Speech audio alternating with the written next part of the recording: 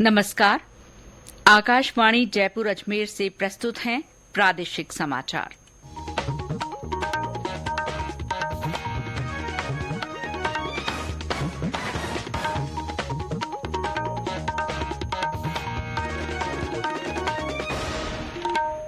मुख्य समाचार। प्रधानमंत्री नरेंद्र मोदी ने कहा, केंद्र सरकार देश में बुनियादी ढांचे के विकास पर विशेष ध्यान दे रही है। मुख्यमंत्री अशोक गहलोत ने न्यायपालिका में भ्रष्टाचार संबंधी अपनी टिप्पणी पर राजस्थान उच्च न्यायालय में लिखित में माफी मांगी। उत्तर पश्चिम रेलवे ने त्योहारी मौसम में यात्रियों की सुविधा के लिए गाड़ियों में डिब्बे बढ़ाए। और दक्षिण पश्चिम मानसून आज प्रदेश से पूरी तरह विदा।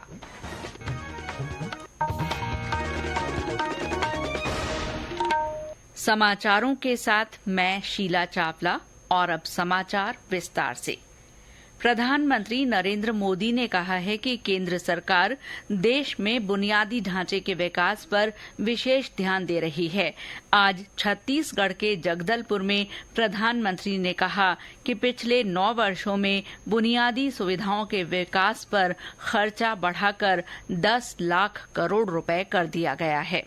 विकसित भारत के लिए फिजिकल, डिजिटल और सोशल इंफ्रास्ट्रक्चर भी भविष्य की जरूरतों के हिसाब से होना चाहिए।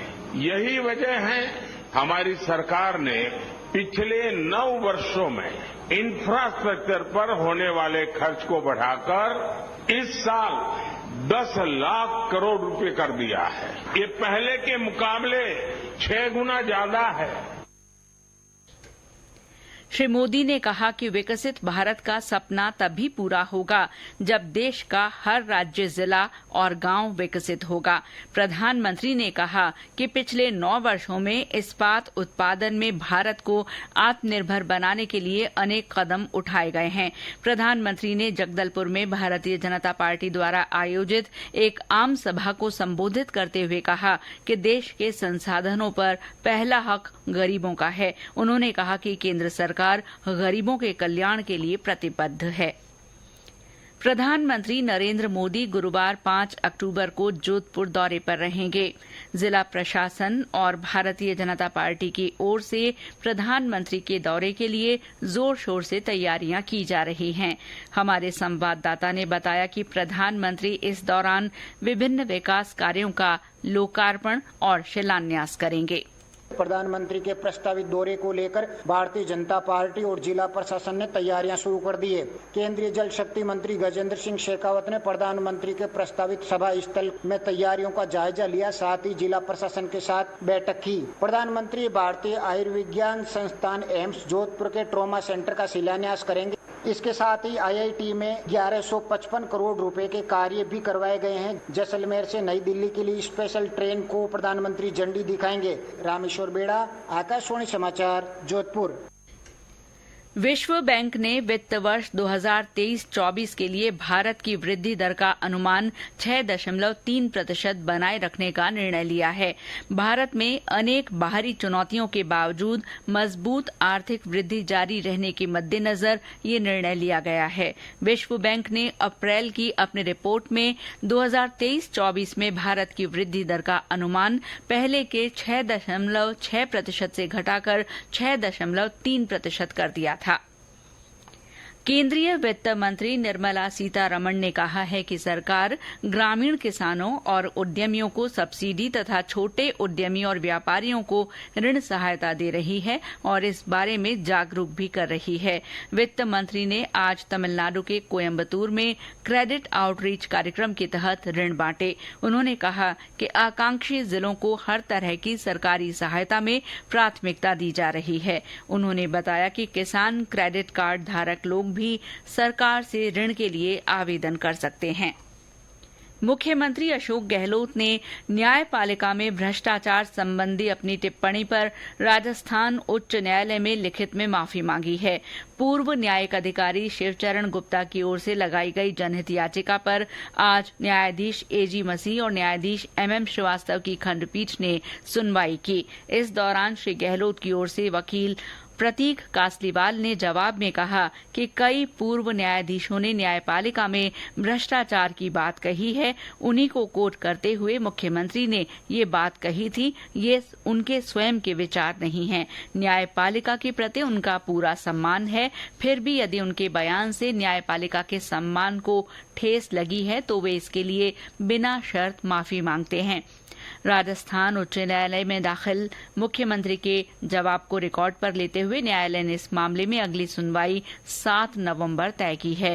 गौरतलब है कि मुख्यमंत्री अशोक गहलोत ने कुछ दिन पहले मीडिया से बातचीत में न्यायपालिका में भ्रष्टाचार होने की बात कही थी।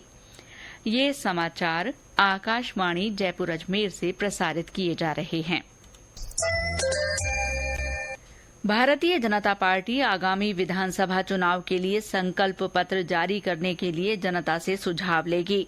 इसके लिए पार्टी की ओर से कल से आपणो राजस्थान सुझाव आपके संकल्प हमारा नाम से आउटरीच कार्यक्रम शुरू किया जाएगा।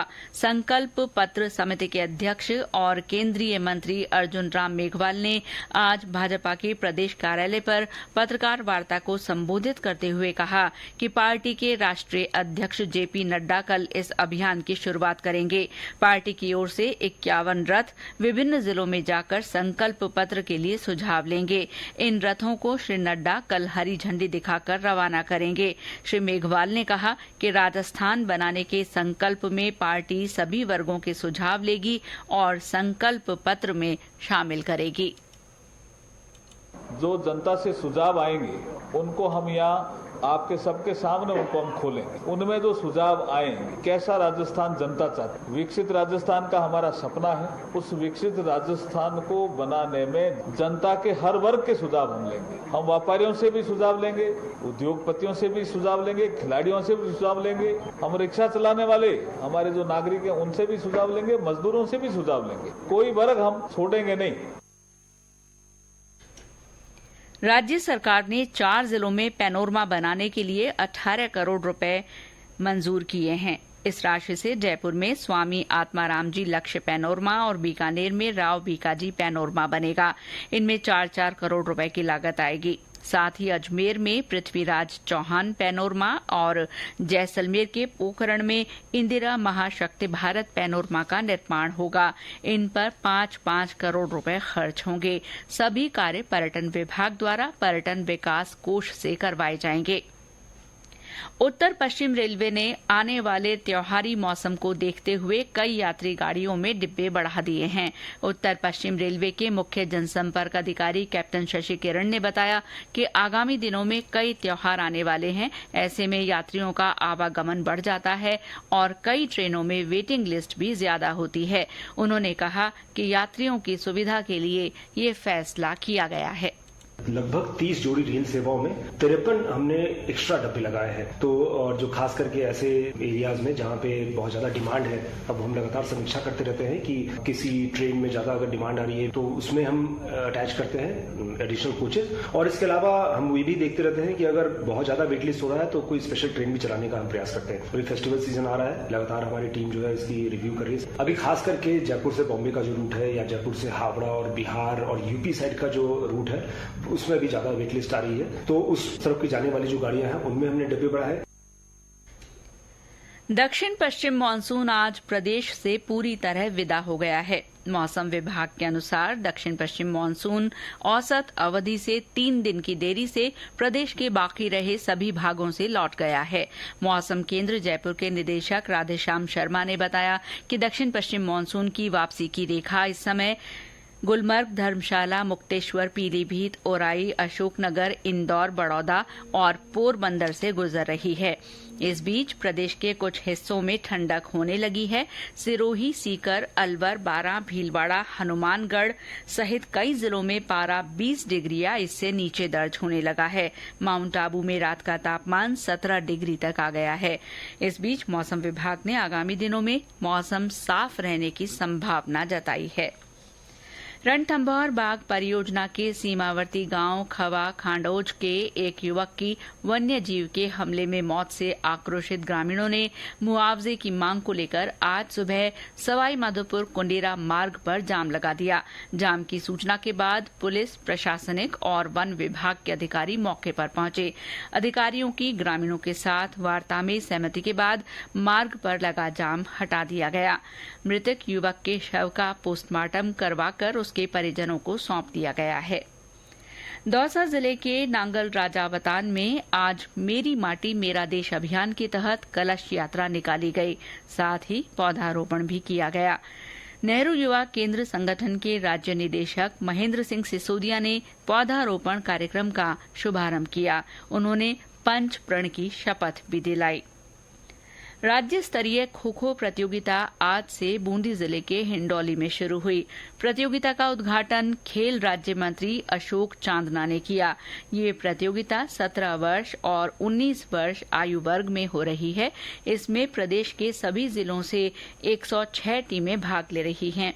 इसी तरह 17 वर्षीय छात्राओं की राज्य स्तरीय खो-खो प्रतियोगिता बाड़मेर में शुरू हुई। राजस्थान गौ सेवा आयोग के अध्यक्ष मेवाराम जैन ने इसका शुभारंभ किया। उधर गंगापुर सिटी में 17 और 19 वर्षीय छात्र छात्राओं की राज्य स्तरीय नेटबॉल प्रतियोगिता का शुभारंभ जिला कलेक्टर डॉक्टर अंजलि राजौरिया ने किया। राष्ट्रीय राजधानी दिल्ली सहित देश के उत्तरी भागों में आज भूकंप के तेज झटके महसूस किए गए। इनकी तीव्रता 4.6 और 6.2 थी। पहला झटका 2:25 पर और दूसरा 2:51 पर महसूस किया गया। राष्ट्रीय भूविज्ञान केंद्र के अनुसार भूकंप का केंद्र नेपाल में 5 किलोमीटर की गहराई में था। जयपुर, अलवर सहित प्रदेश के कुछ अन्य जिलों में भी भूकंप के झटके महसूस किए गए।